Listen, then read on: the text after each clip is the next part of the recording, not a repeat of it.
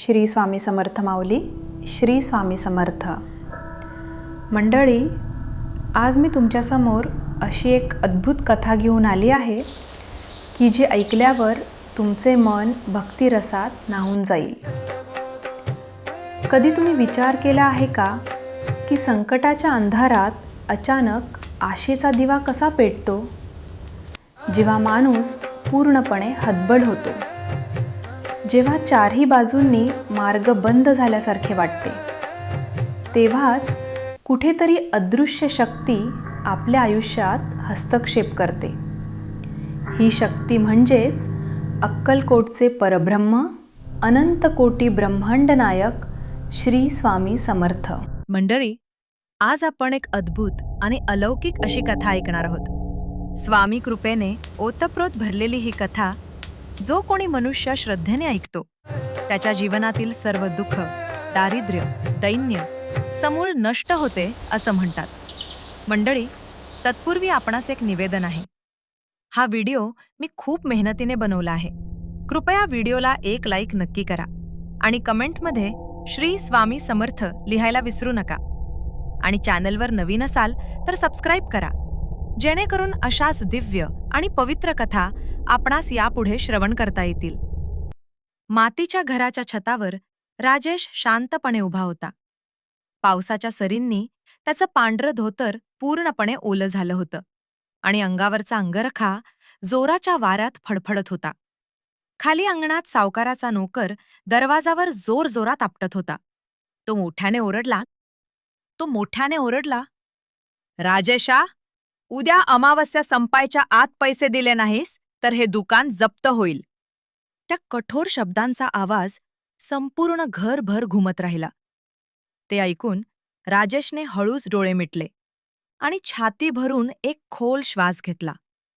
क्षणभर तो आकाशाकडे पाहत राहिला आणि मनातील वेदना दाबत शांत आवाजात म्हणाला, स्वामी, आता सगळं तुमच्यावर सोडलं आहे. इतक्यात अचानक वाऱ्याचा झोत आणखी जोरात सुटला.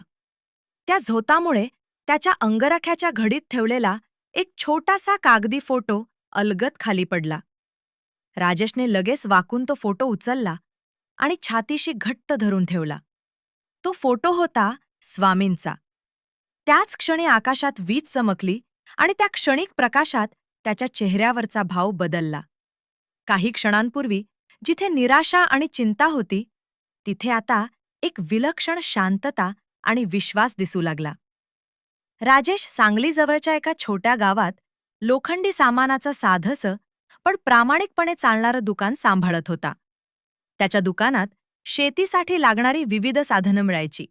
नांगर, विळे, साखऱ्या, खिळे आणि शेतकऱ्यांना उपयोगी पडणाऱ्या अनेक छोट्या मोठ्या वस्तू.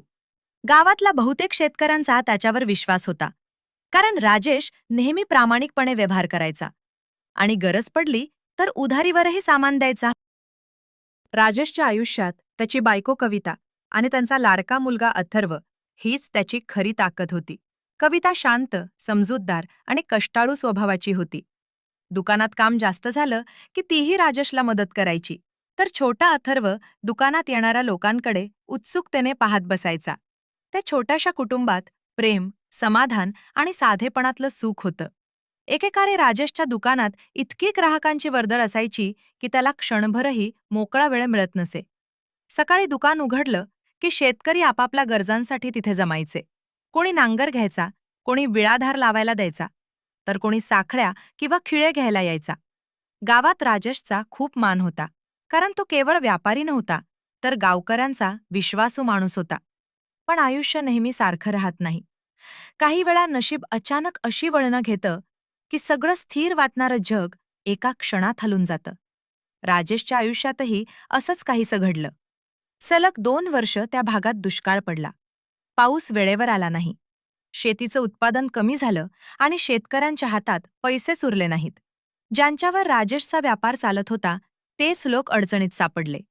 शेतकऱ्यांकडे पैसे नसल्यामुळे ते उधारीवरच सामान घेऊ लागले. राजेशही त्यांना नकार देऊ शकत नव्हता, कारण त्याला त्यांच्या अडचणी कळत होत्या. पण दिवसेंदिवस उधारी वाढत गेली आणि दुकानातील रोकड कमी होत गेली. खर्च भागवण्यासाठी आणि दुकान टिकवण्यासाठी राजेशला शेवटी सावकाराकडून 11,000 रुपये उधार घ्यावे लागले. सुरुवातीला त्याला वाटलं होतं की काही महिन्यात व्यापार परत उभा राहील आणि तो कर्ज फेडून टाकेल. पण परिस्थिती उलटीच होत गेली. व्यापार मंदावलेला, उधारी वाढलेली आणि त्यावर सावकाराचं व्याज दर महिन्याला वाढत चाललेलं. हळूहळू राजेशच्या मनात चिंता घर करू लागली. कारण त्याला जाणवत होतं की परिस्थिती त्याच्या हाताबाहेर जात आहे. एक दिवस दुपारच्या सुमारास नेहमीप्रमाणे राजेश दुकानात उभा राहून ग्राहकांना सामान देत होता. वातावरण नेहमीसारखंच दिसत होतं, पण त्याच्या मनात मात्र चिंता सुरूच होती. इतक्यात सावकार स्वतः दुकानात येतो. त्याच्या चेहऱ्यावर कठोरपणा आणि आवाजात दबदबा स्पष्ट जाणवत होता. दुकानात उपस्थित असलेल्या ग्राहकांनाही काहीतरी वेगळं घडणार आहे याची चाहूल लागली. सावकार थेट राजेशकडे पाहत मोठ्या आणि कडक आवाजात म्हणाला, "राजेशा, आता माझी सबुरी संपली आहे. इतके दिवस मी तुला वेळ दिला, पण आता अजिबात थांबणार नाही. उद्या अमावस्या संपायच्या आत जर तू माझे पैसे दिले नाहीस, तर हे दुकान माझं समज." त्याच्या त्या कठोर शब्दांनी दुकानातील वातावरण क्षणात बदलून गेलं. उपस्थित ग्राहक एकमेकांकडे पाहू लागले. काहींच्या चेहऱ्यावर सहानुभूती होती, तर काहींना अवघडल्यासारखं वाटत होतं. सगळ्यांसमोर झालेला तो अपमान राजेशच्या मनाला खोलवर लागला. पण तरीही तो काहीही बोलला नाही. तो शांतपणे तिथेच उभा राहिला. त्याची मान खाली झुकलेली होती आणि डोळ्यांत दडवलेली वेदना स्पष्ट दिसत होती. सावकार काही वेळ तिथेच उभा राहून पुन्हा एक कटाक्ष टाकतो आणि निघून जातो. पण त्याच्या शब्दांचा आवाज मात्र बराच वेळ दुकानात घुमत राहतो. त्या क्षणी राजेशला स्वतःची असहाय्यता तीव्रपणे जाणवते. तो बाहेरून शांत दिसत असला तरी आतून मात्र तो पूर्णपणे कोलमडून गेलेला असतो. त्या रात्री घरात शांतता पसरलेली असते. कविता काही बोलत नाही, पण तिच्या चेहऱ्यावरची चिंता लपून राहत नाही. राजेशही शांतपणे बसलेला असतो, विचारांच्या गर्तेत हरवलेला. इतक्यात छोटा अथर्व त्याच्या जवळ येतो आणि निरागसपणे विचारतो, "बाबा, आपण गरीब झालो का?"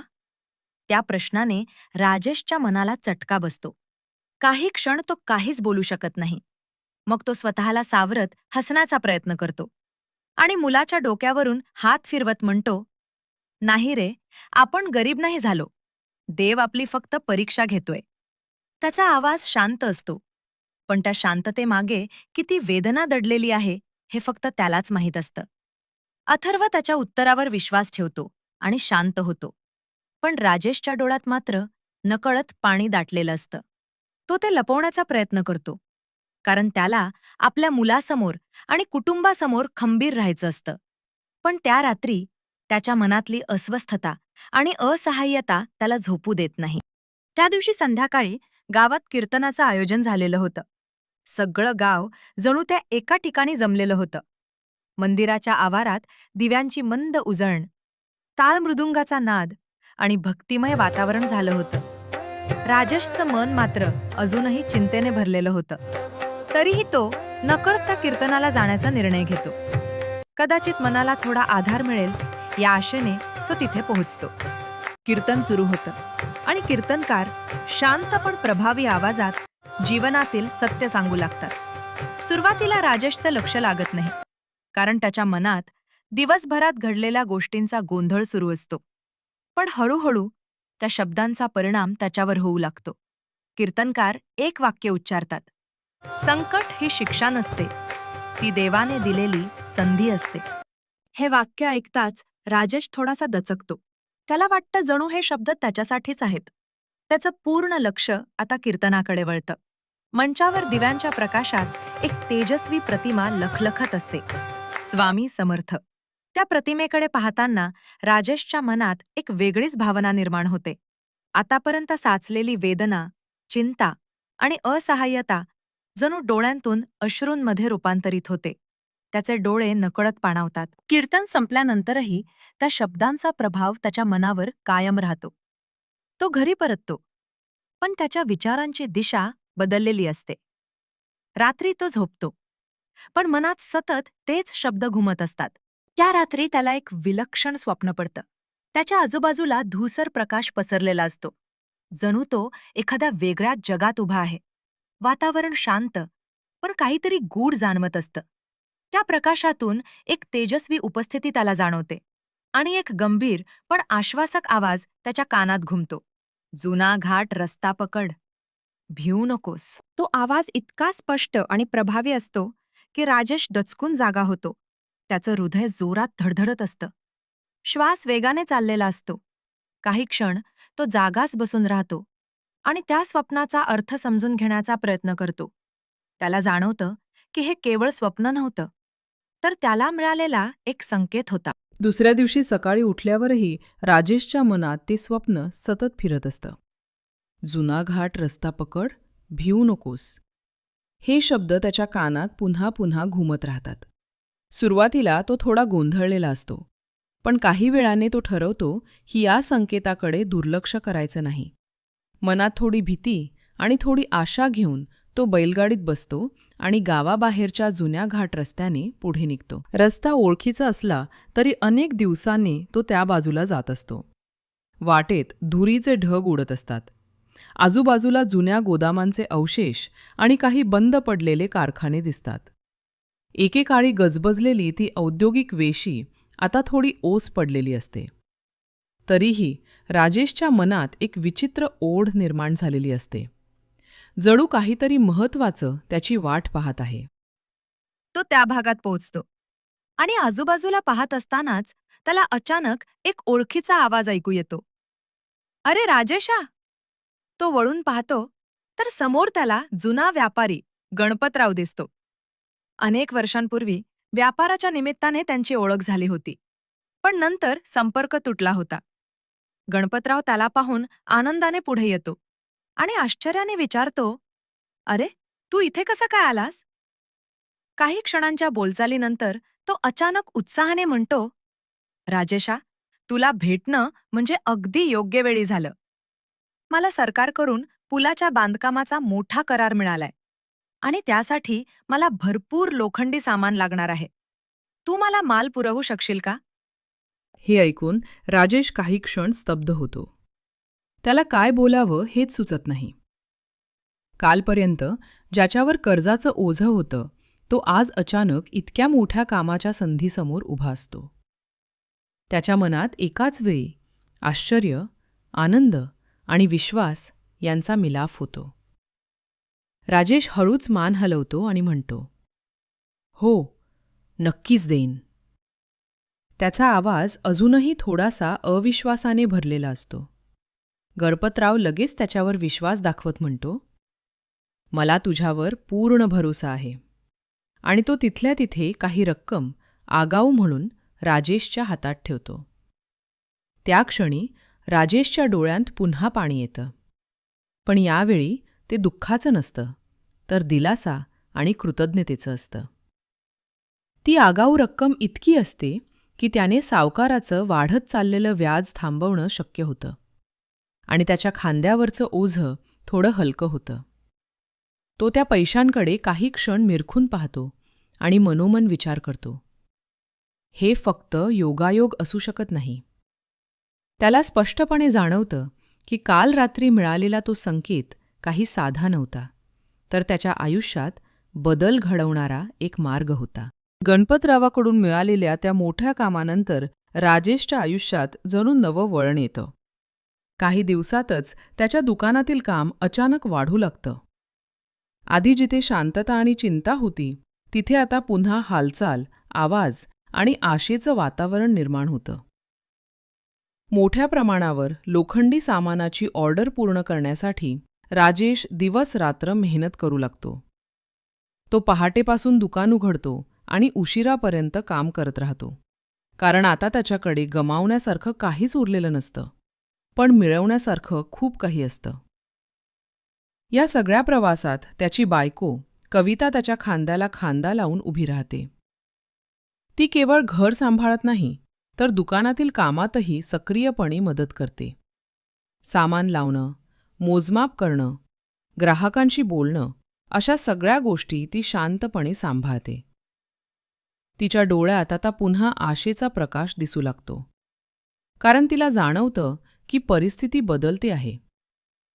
लहानसा अथर्वही आपल्या परीने मदत करायला पुढे येतो. त्याच्या छोट्या हातांनी तो खिळे मोजतो, साखळ्या मोजायला मदत करतो आणि कधीकधी वडिलांकडे अभिमानाने पाहत हसतो. त्याच्या त्या निरागस मदतीतून राजेशला एक वेगळीच ताकद मिळते. कुटुंब एकत्र येऊन संकटाला सामोरं जातं तेव्हा त्या एकोप्याची शक्ती किती मोठी असते याची जाणीव त्याला होते. अशा प्रकारे सततच्या मेहनतीमुळे आणि मिळालेल्या संधीचा योग्य उपयोग केल्यामुळे केवळ 3 महिन्यांच्या कालावधीत परिस्थिती पूर्णपणे बदलू लागते.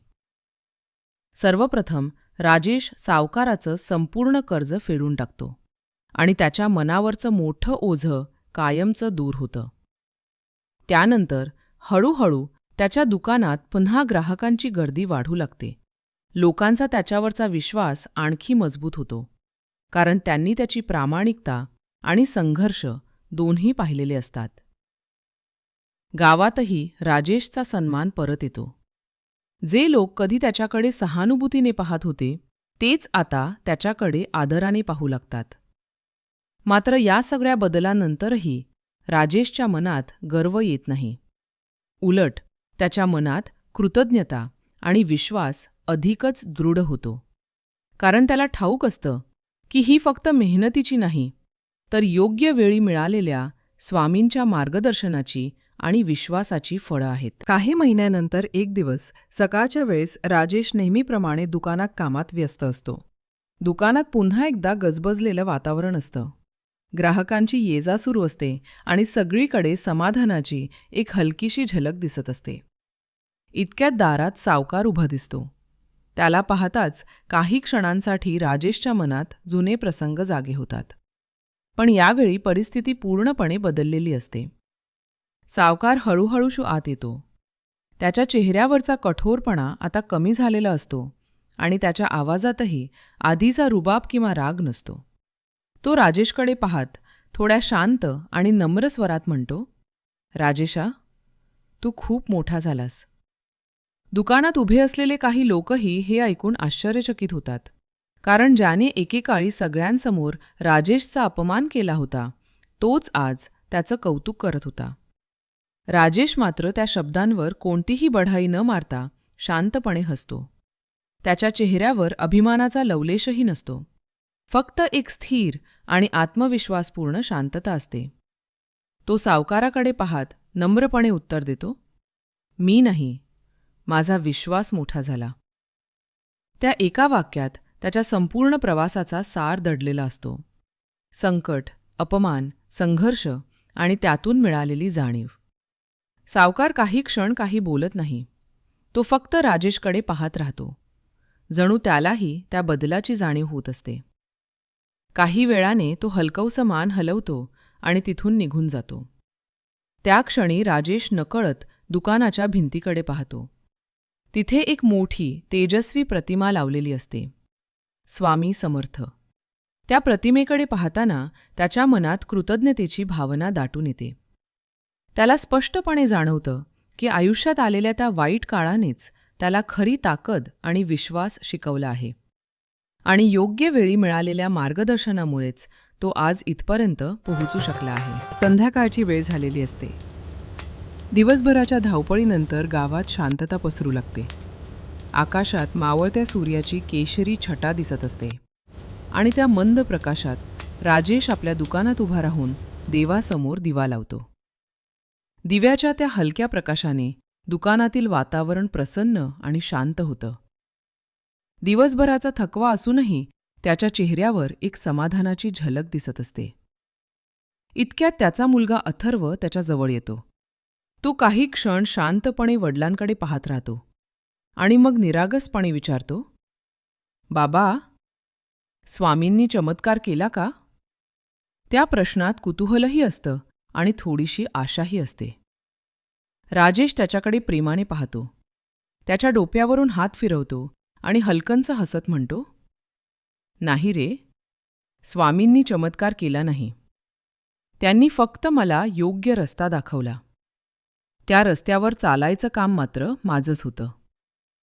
त्याच्या या साध्या पण अर्थपूर्ण उत्तरात आयुष्याचं एक मोठं सत्य दडलेलं होतं. अथर्व शांतपणे ते ऐकतो. जणू त्यालाही त्या शब्दांचा अर्थ हळूहळू समजू लागतो. दुकानात त्या क्षणी एक वेगळीच शांतता पसरते. बाहेर संध्याकाळ गडद होत जाते आणि आत मंद प्रकाशात भिंतीवर लावलेली स्वामी समर्थ यांची प्रतिमा अधिकच तेजस्वी भासू लागली होती. ही कथा इथे संपत नाही, कारण तिचा खरा अर्थ प्रत्येकाच्या आयुष्यात पुढे सुरू होतो. जर तुम्हीही आयुष्यात संकटातून जात असाल, अडचणींनी वेढलेले असाल, तर हार मानू नका. कारण कधीकधी देव आपल्यासाठी थेट चमत्कार करत नाही, पण योग्य वेळी योग्य दिशा नक्की दाखवतो. त्या दिशेवर विश्वास ठेवून पुढे चालत राहणं हे आपल्या हातात असतं. म्हणूनच विश्वास ठेवा, धैर्य ठेवा आणि मनापासून म्हणा, श्री स्वामी समर्थ. जय जय स्वामी समर्थ.